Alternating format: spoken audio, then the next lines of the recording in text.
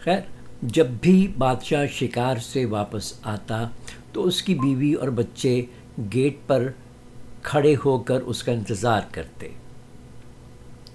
وہ شکار کیا ہوا گوشت پکاتی اور بادشاہ اور اس کے دوست ساری رات شکار کا گوشت کھاتے اور بھنگڑے ڈالتے۔ ایک دفعہ ایسا ہوا کہ جب بادشاہ واپس آیا تو اس نے دیکھا کہ بیوی اور بچے باہر موجود نہیں، صرف کتا موجود ہے، اور کتا خون میں لت پت ہے۔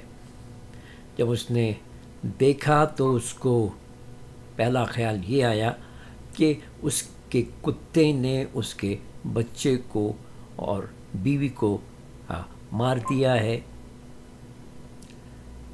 بغیر تحقیق کیے اس نے نیزہ اٹھایا اور کتے کو مار دیا۔